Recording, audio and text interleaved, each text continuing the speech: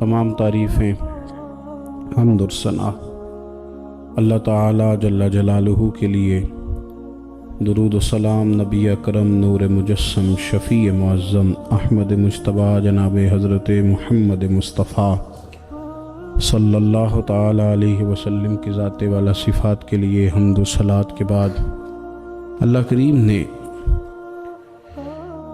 انسان کو جائز مال کمانے کی اجازت دی ہے۔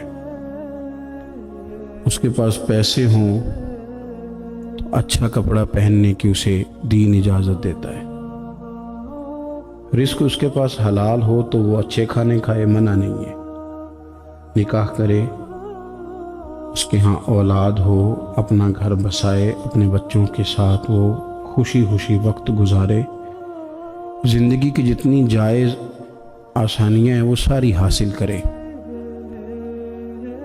لیکن دولت میں، اولاد میں، گھر بار میں اس طرح نہ الجھ جائے کہ اپنے رب سے غافل ہو جائے۔ انسان سے مجبوری میں کوئی کام ہو جائے تو وہ تو معاف ہوتا ہے، لیکن وہ کہے کہ میں بھول گیا تھا، میرا دھیان نہیں رہا تھا، مجھے یاد نہیں رہا تھا، تو یہ غفلت ہے۔ تو غافل اب جب آپ ہو جاتے ہیں تو پھر غفلت انسان کو روز بروز زیادہ غافل کرتی جاتی ہے۔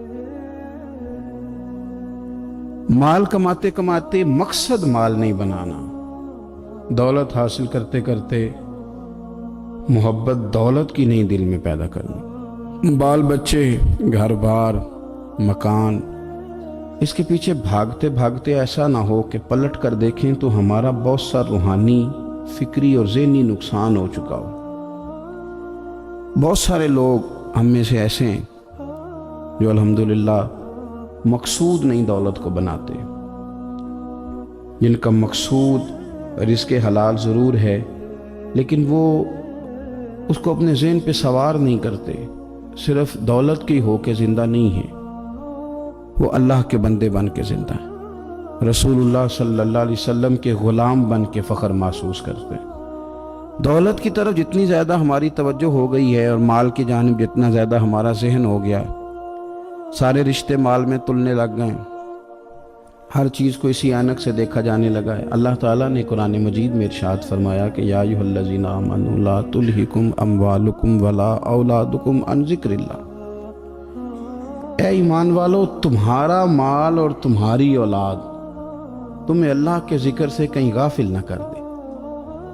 اولاد بھی تمہاری ہے، مال بھی تمہارا ہی ہے، رہے گا بھی تمہارے پاس، لیکن اس کی موجودگی میں غافل نہ ہو جانا، غافلوں جیسی زندگی نہ بتانا۔ جو لوگ سڑک کو منزل بنا لیتے ہیں وہ رستے میں رہ جاتے ہیں۔ سڑک جو ہوتی ہے وہ راستہ ہوتی ہے، منزل نہیں ہوتی۔ یہ جو رزق ہے، دولت ہے، مال ہے، اولاد ہے، یہ تو سارا رستہ ہے اللہ کی طرف جانے کا، کہ تھوڑا سا رزق حلال کمائیں، کمر سیدھی ہو جائے اور پھر ہم اپنے رب کریم کی عبادت کریں۔ ہم رزق حلال کمائیں تاکہ ہم ہاتھ پھیلانے سے بچیں اور ہم اللہ کے بندوں کی ضروریات کا خیال کریں، دین کے کاموں میں اپنے آپ کو مشغول کریں، کچھ نہ کچھ اپنا حصہ پیش کریں۔ یہ مقصود تھا، یہ منزل نہیں، یہ تو صرف ایک رستہ تھا۔ ہم نے اب کیا کیا ہے کہ یہی چیز ہماری منزل بن کے رہ گئی ہے۔ رات پیسے گننا، سویرے اٹھ کے پھر گننا شروع کر دینا، پیسوں میں رشتوں کو تولنا، پیسے کے ساتھ ہی اپنے آپ کو ہر وقت لگائے رکھنا، الجھ کے رہ گئے ہیں لوگ، الجھ کے، اور پھر کوئی بندہ جیت نہیں رہا۔ ہمارے دادا بھی یہی کہتے تھے کہ کچھ پیسے کمانے ہیں تاکہ بچے پال لوں، یہ کہتے کہتے چلے گئے۔ ہمارے ابا بھی یہی کہتے تھے، پھر اس کے بعد ہم نے بھی یہی بولنی شروع کر دی ہے، تو جیتا تو کوئی بھی نہیں، جیتا تو کوئی بھی نہیں۔ مال کو ضرور حاصل کرے۔ حضرت بہاءالحق نقشبند بخاری رحمۃ اللہ علیہ فرماتے ہیں، میں نے مینا کے میدان میں ایک نوجوان دیکھا جو لاکھوں کا کاروبار کر رہا تھا، لاکھوں کا، دیناروں کا کاروبار کرتا تھا، سونے چاندی ہیرے جواہرات کا کام کرتا تھا، لیکن فرماتے میں نے اس کے دل پہ نظر ڈالی، لاکھوں کا کام کرتا تھا پر اس کا دل ایک منٹ کے لیے بھی اپنے رب کی یاد سے غافل نہیں تھا۔ ہر وقت اس کا دل اپنے مالک کی یاد میں مصروف تھا، ہر وقت۔ ارشاد فرماتے ہیں کہ میرا شروع میں اس کے بارے میں گمان یہ تھا کہ دیکھو یہ شخص کیا کر رہا ہے، پیسہ کما رہا ہے، دولت کے چکر میں پڑا ہوا ہے۔ فرماتے ہیں کہ پھر میں نے ایک اور منظر دیکھا، ایک اور رنگ میں نے دیکھا کہ وہ کما رہا تھا، اور پھر اختتام حج پہ میں نے دیکھا کہ جو کمایا تھا سارا اللہ کے بندوں پہ خرچ کر رہا تھا۔ آپ اور میں، ہم نے دیکھنا صرف یہ ہے کہ کہیں ایسا تو نہیں ہے کہ دولت میں الجھ گئے۔ بہت سارے لوگوں نے یہ کہا تھا، ہم سنتے تھے جب کوئی آدمی جانے لگتا تھا نا پردیس پیسہ کمانے کے لیے، تو وہ کہا کرتا تھا کہ میں ملک سے باہر جا رہا ہوں، 2 4 5 سال لگا کے آؤں گا، واپس آ کے پھر یہاں میں نے کوئی کام کرنا ہے، تھوڑے سے پیسے کماؤں تاکہ یہاں نہ پھر میرا سلسلہ کوئی بن جائے۔ وہ 3 سال لگانے گئے تھے پر 30 گزر گئے ہیں، لوٹ کے واپس کوئی نہیں آئے۔ وہ 4 سال کا کہہ کے گئے تھے پر سال 40 ہو گئے، لوٹے نہیں۔ کیوں نہیں لوٹے؟ اس لیے کہ پہلے مفاد چھوٹا تھا، خیال یہ تھا کہ تھوڑے سے پیسے آ جائیں گے، بچوں کا خرچہ چلنے لگ جائے، فیسیں پوری ہونے لگ جائیں، اور مجھے کسی سے مانگنا نہ پڑے، تو بس پھر میں کامیاب ہوں۔ یہ طے کیا تھا۔ اس کے فوراً بعد پھر جب باہر گئے تو خیال آیا کہ نہیں، صرف پنکھے کا نہیں، اے سی کا بل بھی دینا پڑے گا۔ پھر تھوڑا اور آگے بڑھے تو خیال آیا کہ چھوٹی گاڑی پہ گزارا نہیں ہوتا، بڑی گاڑی نہ لے لیں۔ پھر خیال آیا کہ بڑی گاڑی لی ہے تو یہ تو اندر کھڑی نہیں ہوتی، سامنے والا پلاٹ مل جائے تو ذرا گراج اچھا بن جائے گا۔ پھر الجھتے الجھتے الجھ گئے دوستو۔ پھر نہ مالک حقیقی کی جانب وہ نظر جو ہماری ہونی چاہیے تھی نہ رہی۔ ذوق سے نماز پڑھتے تھے، پھر ہماری نمازیں مختصر ہو گئی۔ ہم سویرے اٹھ کے ذوق سے قرآن پاک پڑھتے تھے، پھر وہ وقت بھی ہمارا دفتر کی تیاری میں لگ گیا۔ رات درود شریف پڑھتے تھے، لیکن وہ بھی سارا ہمارا حساب کتاب میں وقت گزر گیا۔ ہم نے یہ سمجھا ہی نہیں کہ دولت کارخانہ نہیں دیتا، دولت سیٹھ صاحب نہیں دیتے، دولت آپ کو آپ کی فیکٹری نہیں دیتی، دینے والے تو رب کریم کی ذات ہے۔ تو جہاں سے آنا تھا وہاں توجہ دینی چاہیے تھی کہ جہاں صرف ایک سبب تھا، ذریعہ تھا۔ حضرت اویس کرنی رضی اللہ تعالیٰ عنہ، ہمارے صوفیاء میں ایک لفظ بولا جاتا ہے فقر بوذر، یعنی کچھ لوگ ایسے ہیں جو سیدنا ابو ذر غفاری رضی اللہ تعالیٰ عنہ کے طریقے پہ چلتے ہیں۔ ایک لفظ بولا جاتا ہے فقر بوذر، کچھ لوگ فقر بوذر کے قائل تھے، اسی مزاج کے قائل تھے حضرت سیدنا اویس کرنی رضی اللہ تعالیٰ۔ ان کے ذہن میں ایک بات بیٹھ گئی تھی کہ یار دینے والا اللہ ہے، دینے والا، عزت بھی اللہ دے گا، رزق بھی اللہ دے گا۔ بلکہ امام غزالی رحمۃ اللہ علیہ نے تو حدیث لکھی ہے، آپ فرماتے ہیں کہ نبی پاک صلی اللہ علیہ وسلم نے فرمایا جس نے بندوں سے عزت تلاش کی رب اسے رسوا کر دے گا۔ جو سیاست کر کے عزت حاصل کرنا چاہتا ہے، جو اس طرح کا ماحول بناتا ہے کہ میں کوئی ایسے کام کروں کہ لوگ میری واہ واہ کریں، لوگوں سے عزت کا حصول کرنے والے کو رسوا کر دیا جاتا ہے۔ عزت دراصل وہی ہے جو رب کریم عطا فرماتا ہے۔ میرے عزیز دوستو، آپ اپنی توجہ، دل کی توجہ، روح کی توجہ اپنے مالک کی جانب جب کر لیتے ہیں، غفلت کا پھندا اتار دیتے ہیں، اور ہر وقت غلبہ رکھنا پیسوں کا، ہر وقت اسی میں سوچنا، اسی میں محو ہو جانا، پھر آپ کا ذہنی نقصان ہوتا ہے۔ پھر آپ کی روح جو ہوتی ہے وہ بے چین رہنے لگتی ہے۔ پھر ایسے بھی غریب دیکھے جن کے پاس پیسے ہیں، پیسوں کے علاوہ کوئی شے بھی نہیں۔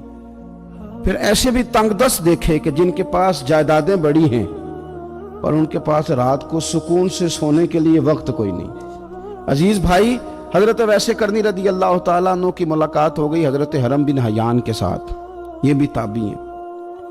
تو حضرت حرم بن حیان رحمۃ اللہ علیہ کہتے ہیں، یہ نا ہم تو خیر بڑی ساری باتیں سنتے ہیں تو نصیحت نہیں نہ حاصل کرتے، ویسے بھی یہ دور تقریریں کرنے، تقریریں سننے کا ہے۔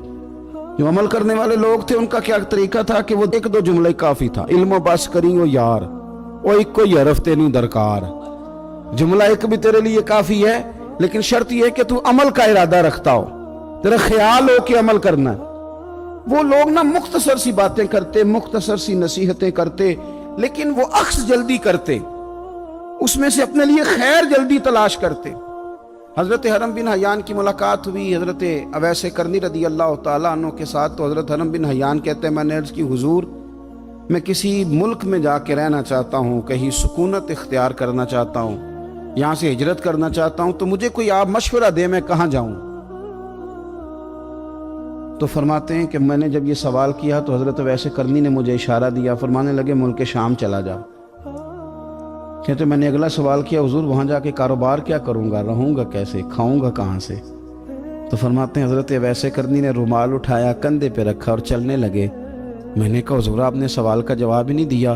تو فرمانے لگے جس دل کو ابھی تک یہی یقین نہیں آیا کہ روزی کون دیتا ہے، اسے میں نصیحت کیا کروں؟ میں تجھے نصیحت کروں جسے آج تک یہی نہیں پتا کہ روزی کون دیتا ہے؟ تو ابھی تک اپنے دل کو پکا ہی نہیں کر پایا کہ روزی رب دیتا ہے؟ او خدا کے بندے کیا نصیحت کروں تجھے؟ تو ابھی تک یہاں اڑا ہوا ہے۔ تیرا جو توکل ہے وہ مضبوط ہونا چاہیے، تیرا بھروسہ اپنے رب کی ذات۔ تو غافل ہو گیا اللہ سے، تو نے اسباب پر بھروسہ سارا کرنا شروع کر دیا۔ اسباب اختیار کیے جاتے ہیں، بھروسہ رب کریم پہ کیا جاتا ہے۔ ہماری جو غفلت ہے نا وہ بھلا کیوں ہوئی ہے؟ وہ اس لیے ہوئی ہے کہ پیسے کسی کو بھی برے نہیں لگتے، پتہ نہیں ان میں کیا کشش ہے۔ یہ نہ آپ کسی جگہ بھی ان کا نام لے لیتے ہیں، یہ کسی جگہ بھی آ جاتے ہیں تو یہ برے لگتے ہی نہیں۔ یہ جناب بڑی بڑی فقیری کا دعویٰ کرنے والے اور لوگوں کو طریقت اور تصوف کا درس دینے والے، ان کو بھی اچھے لگتے ہیں۔ یہ تو جناب جو لوگوں کو کہہ رہے ہیں فقیر ہو جاؤ فقیر ہو جاؤ، وہ خود امیر ہوتے جا رہے ہیں۔ یہ پتہ نہیں ان میں کیا ایسا خاص۔ ہمارے ایک استاد تھے تو مزاج میں بڑی ظرافت تھی، حالانکہ بڑے اللہ والے بندے تھے، تو بات بڑی وہ دل لگی کی کیا کرتے تھے۔ تو ایک دن ہم نے پوچھا استاد جی خوشبو کون سی اچھی لگتی ہے؟ کہنے لگے بیٹا جو پیسوں میں سے آتی ہے وہ مجھے بڑی اچھی لگتی ہے، اس لیے کہ ملتے کم ہیں۔ ہمارا نا جب اس طرح کا ذوق بن جاتا ہے نا، آپ مزاج بنا لیتے ہیں پیسوں کا۔ لوگ سمجھتے ہیں کہ غریبی کا ڈر شاید زیادہ ڈر ہے، لیکن کبھی آپ دروازہ رسول پہ جائیں نا تو حضور نے تو کوئی اور ڈر بیان کیا ہے۔ حضرت ابو عبیدہ بن جراح رضی اللہ تعالیٰ عنہ بحرین سے نا مال لے کے آئے بہت سارا، حضور نے بھیجا، جزیہ لینے گئے، یا مال غنیمت کا کچھ مال تھا، آپ لے کے مسجد میں آئے تو لوگوں کو پتہ چل گیا کہ آج مال آیا ہے۔ اب سب کو حصہ ملتا تھا، اس میں سے بدریوں کو زیادہ ملتا تھا، باقی لوگوں کو بھی ملتا تھا۔ تو فجر کی نماز کے بعد لوگ گھروں کو جایا کرتے تھے، لیکن آج پتہ چلا نا مال آیا ہے۔ تو یہ سیاستہ میں حدیث موجود ہے، سب لوگ مسجد میں بیٹھے رہے۔ حضور علیہ السلام نے فرمایا تمہیں پتہ چل گیا مال آیا ہے؟ عرض کی حضور ہاں۔ فرمایا تمہیں بانٹنے لگے ہیں، دینے لگے ہیں۔ ہم نا غریبی سے ڈرتے ہیں، ہم اپنے بچوں کے لیے دعا کرتے ہیں ان پہ غربت نہ آئے، ہم اپنے بہن بھائیوں کے لیے دعا کرتے ہیں ان پہ غربت نہ آئے، کرنی چاہیے۔ لیکن ذرا اس حدیث کے مفہوم کو بھی دیکھیے گا۔ نبی پاک صلی اللہ تعالیٰ علیہ وآلہ وسلم نے فرمایا تمہیں دینے لگے ہیں، مال آ گیا ہے، لیکن میرے قریب نے اپنی امت کے لیے جس چیز کا ڈر محسوس کیا وہ کیا ہے؟ حضور کے دل میں کس چیز کا خدشہ تھا وہ کیا ہے بیان کیا۔ حضور فرمانے لگے لوگو مجھے تم پر غربت کا ڈر نہیں، یہ ڈر نہیں کہ تم غریب ہو جاؤ گے، بلکہ مجھے تو ڈر ہے کہ تم پر دولت پھیلا دی جائے گی، تم زیادہ مالدار ہو جاؤ گے۔ خوف غریبی کا نہیں، خوف تمہارے مال کا ہے۔ اور حضور فرماتے ہیں کہ پھر تم انہی باتوں میں مبتلا ہو جاؤ گے جن میں پرانی امتیں مبتلا ہوئی تھی، اور جب وہ اللہ کی نافرمانی میں مبتلا ہوئی تھی تو پھر وہ ہلاک کر دی گئی تھی۔ مجھے ڈر ہے، مجھے ڈر ہے۔ ہاں جہاں دولت آتی ہے وہاں سستی بھی آتی ہے، جہاں دولت آتی ہے وہاں معاذ اللہ عیاشی بھی آتی ہے، جہاں دولت زیادہ آ جاتی ہے وہاں پھر لوگ ہر چیز کو دولت میں تولنے لگتے ہیں۔ جہاں دولت زیادہ آتی ہے میرے بھائی، پھر لوگ سمجھتے ہیں کہ ہر چیز میں خرید لوں گا، پھر لوگوں کے ذہنوں کے اندر اس طرح کا فطور آتا ہے۔ حضور نے فرمایا مجھے ڈر ہے تمہارے دولت مند ہونے کا، ڈر ہے دولت مند ہونے کا۔ یارو اپنے پیسوں سے ڈرا کرو، اپنی جائیدادوں سے ڈرا کرو، اپنے مال سے ڈرا کرو۔ وہ ہم نے جو بڑے بڑے محلات تعمیر کرنے شروع کیے ان سے ڈرا کرو، اس لیے کہ حضور نے فرمایا مجھے ڈر ہے۔ حضرت ابو بکر صدیق رضی اللہ تعالیٰ عنہ تشریف فرما تھے۔ ہمارے نا بچے بہت زیادہ आसानी मांगते हैं। इकबाल ने कहा लहू मुझको रुलाती है जवानों की तन आसानी। जब मैं जवानों का मिजाज देखता हूँ ना कि इतने आराम पसंद हो गए हैं, तो फिर मेरी आंखों से लहू बहता है। लहू मुझको रुलाती है जवानों की तन आसानी। इनका वजूद इतना आसानी का माहौल लेना चाहता है, ज़रा सी भी कोई तकलीफ आप देख लें, लाइट बंद हो जाए तो मुसीबत खड़ी हो जाती है। किसी जगह चंद मिनट के लिए, आधे घंटे के लिए ट्रैफिक बंद हो जाए तो मसलन क्या हो जाएगा, लेकिन यह कि तबीयतों में तलखी, और जब वो गाड़ियां आहिस्ता आहिस्ता चलती हैं तो एक दूसरे से आगे बढ़ने की वो शिद्दत, वो हमारे मिजाज में एक दूसरे के बारे में दिल में बड़े बड़े जुमले, क्यों? इसलिए कि हमारी तबीयत आसानी पसंद है। जरा सी भी कोई रुकावट हम नहीं बर्दाश्त करते। थोड़ी देर के लिए ठहरना पड़ जाए हमारे लिए बड़ा मुश्किल काम है। आप हमें हमारी मर्जी के खिलाफ कोई बात कर दें तो हमें बिगड़ा हुआ समझें। हमारी तबीयत में वो आसानी है। ये आसानियां इंसान को फिर बड़े बड़े काम नहीं करने देती, फिर इंसान कमजोर पड़ जाता है। फिर वो कोई किसी इनकलाबी तहरीक का कभी हिस्सा नहीं बन सकता। अगर वो बड़ी सलाहियत भी रखता हो तो वो जिंदगी में कोई कारनामा सर अंजाम नहीं दे पाता, क्योंकि तबीयत में आसानी आ गई। उसका मिजाज ही नहीं। जिस बंदे को गर्मी ज्यादा लगती है वो कैसे आगे बढ़ेगा? ये सेठों के बेटे, मालदारों के बेटे, पीरों के बेटे, बड़े बड़े जनाब मशाइख के साहिबजादगान, इल्ला माशाअल्लाह, आगे ना बढ़ने की वजह क्या है? सिर्फ यह है कि तबीयत का तकाजा यह है कि एक आदमी ने रुमाल पकड़ा है, दूसरे ने जूता पकड़ा है, तीसरा गाड़ी खोल रहा है। जब आप इस कदर ज्यादा उनको आसानियों में मुब्तला कर देते हैं, फिर उनके लिए जिहाद करना, मैदान में निकलना मुमकिन नहीं रहता। वो आदी नहीं होते। इमाम हसन और इमाम हुसैन रदी अल्लाह ताला अन्हुमा ने जिहाद इसलिए कर लिया था, बचपन में ही 7-8 साल की उम्र थी तो माँ 3-3 दिन रोजे रखवाया करती थी। वो 3-3 दिन रोजे रखते थे और इफ्तार का वक्त आता था तो जो कुछ पका होता था वो भी उठा के गरीब और मिस्कीन को दे दिया करते थे। तो उन्हें तो आदत थी बचपन से ही। फिर इसलिए ऐसा नहीं होता कि वो खाना नहीं पका तो बच्चे ने मोबाइल तोड़ दिया है। उसकी मर्जी का आज घर के अंदर जो है वो खाने का सामान मौजूद नहीं था तो उसने टीवी तोड़ दिया। इस तरह फिर नहीं होता, फिर वो घर का नुकसान नहीं करता। हमारे मिजाज में जो बेपना आसानी है, मर्जी का खाना है, मर्जी का पहनना है। अब हमारे कपड़े पुराने नहीं होते, अब डिजाइन बदल जाता है। अब वो कहां चौकों में वो लोग बैठे हैं जो जूतियां गांठा करते थे। अब कहां वो वक्त गया कि जब तोड़े में डाल के सारे घर के जूते ले जाए जाते थे और उनको गांठा जाता था। शादी का मौका और खानदान की शादी का मौका, लेकिन घर के सब लोग जूता पॉलिश करवा के डालते थे, नया नहीं खरीदते। अब तो जूते पहनने का मौका ही नहीं आता, इतने जूते पड़े हुए, कौन सा छोड़ा जाए, कौन सा पहना जाए। ये तन आसानी है, ये गफलत में मुब्तला कर देती है। ये गफलत में मेरे रसूल करीम सल्लल्लाहु ताला अलैहि वसल्लम रात को आराम करने के लिए तशरीफ ले गए तो हज़रत बिलाल हबशी रदी अल्लाह ताला अन्हु फरमाते हैं कि किसी सहाबी ने ना आज मोटा गद्दा ला के दिया। का हुजूर की पुश्ते अतहर पर ना मैं मोटे बान की चारपाई के निशान देखता हूँ, तो ये गद्दा आज मेरे करीम के नीचे बिछाओ, ये बिस्तर आराम दे। हज़रत बिलाल कहते मेरा भी बड़े दिनों से ख्याल था, मैंने वो डबल करके ना बिछा दिया। हुजूर ने आराम किया, मेरे दिल को बड़ी तसल्ली हुई। सुबह महबूब तशरीफ लाए, फरमाया रात मेरा बिस्तर किसने बिछाया था? अर्ज की हुजूर मैंने बिछाया था। फरमाया उठा लो, आज के बाद ना बिछाना, मुझे तो नींद बड़ी गहरी आई है, मेरे कई नफल रह गए। फरमाया मैं तुम्हारी दुनिया के अंदर आराम करने नहीं आया, मैं तो मुसाफिर हूं, अपना वक्त बिताने के लिए आया हूं। तुमने ये मेरे लिए नीचे इतना आरामदेह बिस्तर क्यों बिछा दिया? हुजूर सैयद आलम सल्लल्लाहु अलैहि वसल्लम के कमर पर मोटे बान की चारपाई के निशान देकर हजरत उमर जैसा बंदा रो पड़ा जो मिजाजन सख्त मिजाज है, और अर्ज की हुजूर ये आपकी क्या कैफियत है? कैसर किसरा अल्लाह के दुश्मन इतनी आसानियों में और आप इस हाल में। हुजूर ने फरमाया उमर तुम ये पसंद नहीं करते कि दुनिया में थोड़ी सी मुश्किल बर्दाश्त करें और आखिरत की सारी इज्जतें अल्लाह हमें ही अता फरमाए? फरमाया मैं कुछ तुम्हारी दुनिया से कुछ हासिल करने नहीं आया। मेरे अजीज, ये ना तन आसानी से थोड़ा बचें। गफलत की बुनियादी वजह यह है हमने अपनी मर्जी का खाना है, अपनी मर्जी का, यानी बहुत सारी चीजें ऐसी हैं जिनको हम नापसंद करते हैं। हालांकि सैयदा आयशा सिद्दीका रदी अल्लाह ताला अन्हा फरमाती हैं खाना पक जाता था, करीम ने कभी नहीं फरमाया मुझे नापसंद। کبھی طبیعت نہ چاہتی تو چھوڑ دیتے تھے، لیکن کبھی ہم نے عیب نکالتے نہیں دیکھا۔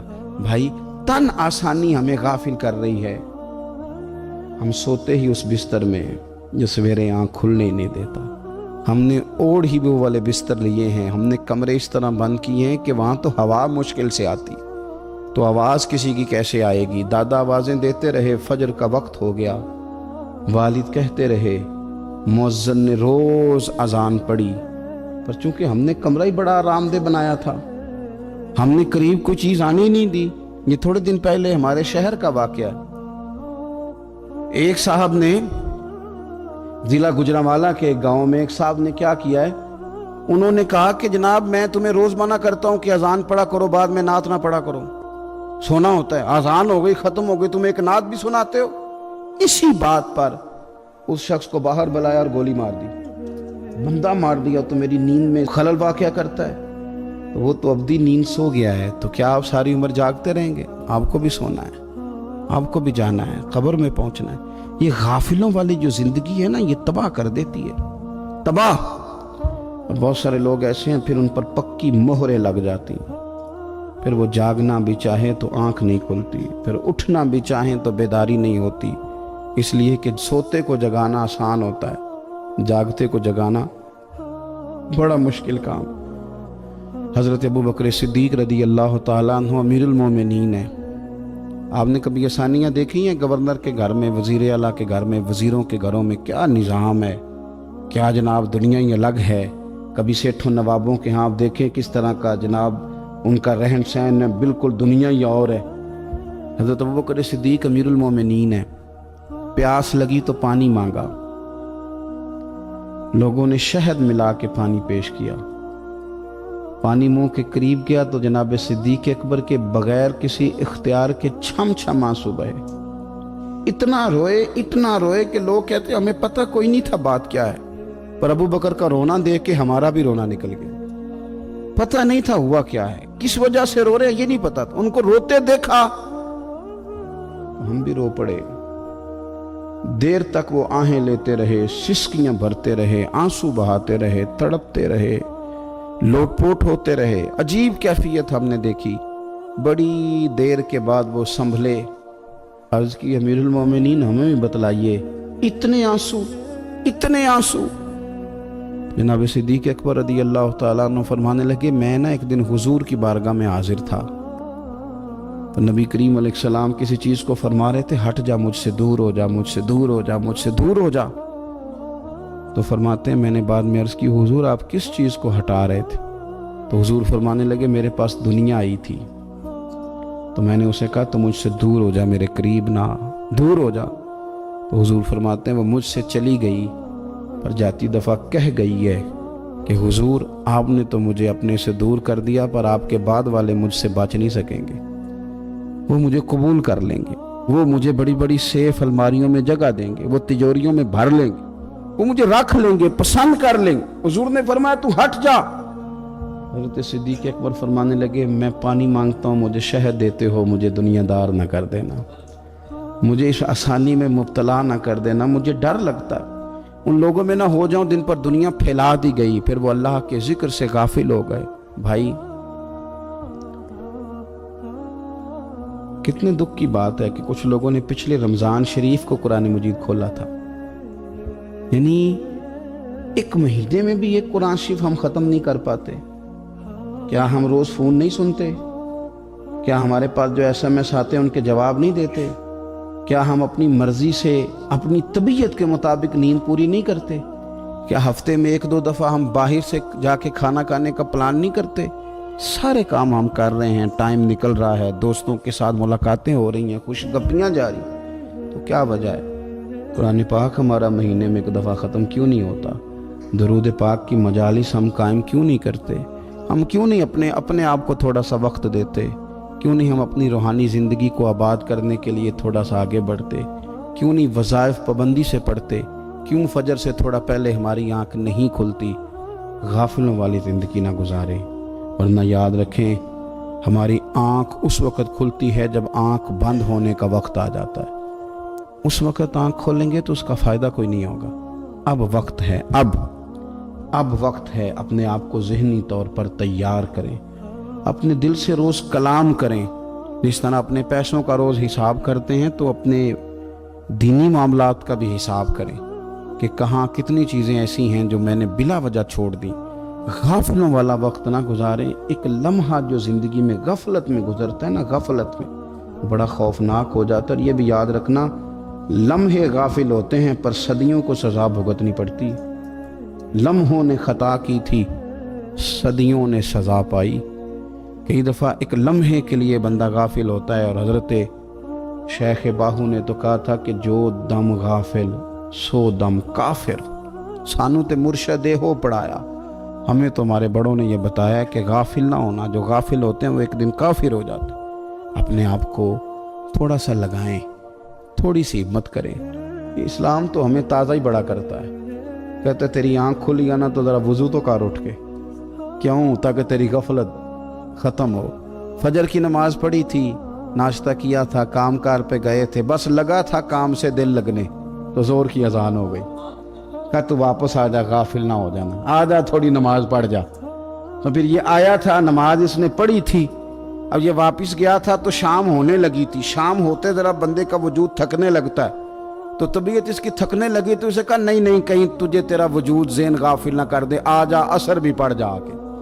تو یہ واپس گیا تھا کہ وہ پھر غلبہ ہونے لگا تھا اس پر، تو اسے کہا کہ نہیں، دن جا رہا ہے، رات آ رہی ہے، اس کے بیچ بھی نماز پڑھ تاکہ دن رات تیری عبادت کے گواہ ہو جائیں، آ جا۔ پھر یہ سونے لگا تو اسے کہا ایسے ہی نہ سو جانا، تو عشاء پڑھ کے سو، کیا ملے گا؟ تو مدینے والے محبوب فرماتے ہیں عشاء جماعت کے ساتھ پڑھ، فجر اٹھ کے جماعت کے ساتھ پڑھنا، رب ساری رات عبادت کرنے کا ثواب عطا کر، ساری رات عبادت کا ثواب دے دے۔ تو ہم نے یہ کرنا ہے کہ ہم نے نا اپنے آپ کو تازہ رکھنا ہے، ہم نے اپنے آپ کو تازہ۔ ہمارے نا بزرگ اس طرح کرتے تھے کہ یہ ایز اے اسپیشل جاتے تھے، یہ جو ہم انعقاد کرتے ہیں نا اجتماعات کا، ہمارے بزرگوں نے ہمیں طریقہ دیا ہے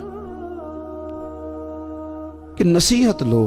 یہ جو نصیحت ہوتی ہے یہ نفع دیتی ہے، آپ کے کانوں سے بات ٹکراتی ہے تو دل میں ایک دفعہ جاتی ضرور ہے، یہ مزاج ہوتا ہے۔ ہمارے بزرگ نہ چل کے جاتے تھے، چل کے جاتے تھے، اور جا کہتے تھے کوئی نصیحت ایک ہو جائے، چل کے جایا کرتے تھے تو نصیحت ہو جاتی تھی۔ حضرت داؤد طائی رحمۃ اللہ تعالیٰ علیہ ارشاد فرماتے ہیں کہ ہارون رشید بادشاہ آیا، کئی جگہوں سے ہو کے میرے پاس آیا، تو میرے ساتھ ہاتھ میں لایا، سلام لی تو بھی ہاتھ پکڑے ہوئے تھے، تو کہنے لگا حضور کو نصیحت کر دیں۔ تو میں نے کہا نصیحت کیا کرنی ہے، تیرے ہاتھ بڑے نرم و نازک ہیں، دیکھنا کہیں جہنم میں جل نہ جائیں۔ کہتے ہیں وہ نصیحت میں نے کی تھی، لیکن جب وہ میری نصیحت سن کے رویا نا تو اس کے رونے سے میں نے بھی رونا شروع کر دیا۔ تو میں نے اسے کہا نصیحت میں نے تجھے کی تھی، لیکن دیکھ اس نے میرے دل پہ کتنا اثر کیا ہے۔ نصیحت ہمیشہ یہ بھی غفلت سے جگائے گی۔ کوشش کریں کوئی بات سیکھیں، کسی سے کچھ سنیں، کوئی خیر کا جملہ لیں، تاکہ دل جو ہے نا وہ مردہ۔ حضرت سیری سختی رحمۃ اللہ علیہ درخت کے نیچے بیٹھے تھے، تو درخت سے کہنے لگے کئی دن ہو گئے ہیں کوئی نصیحت نہیں کسی نے کی، تو چل تو ہی کر دے کوئی، میرا دل سخت ہو گیا ہے۔ تو اللہ نے درخت کو زبان دی، وہ بولنے لگا، کہنے لگا میری طرح کے بن جائیں، خود دھوپ میں جلتا ہوں، لوگوں کو چھاؤں دیتا ہوں، لوگ روڑے مارتے ہیں اور میں انہیں پھل دیتا ہوں۔ تو حضرت فرمانے لگے تیری بات نے میرے اوپر بڑا اثر کیا، ایک سوال نہ پوچھ لوں؟ کہنے لگا پوچھ لیں۔ تو فرمانے لگے تو اتنا ہی اچھا ہے تو تیرا انجام کیوں نہیں اچھا؟ جب تو خشک ہو جاتا ہے تجھے جلا ہی دیا جاتا ہے۔ اصل تو یہ نا کہ انجام بندے کا ٹھیک ہو، آخرت اس کا انجام ٹھیک ہو، تجھے جلا دیا جاتا ہے۔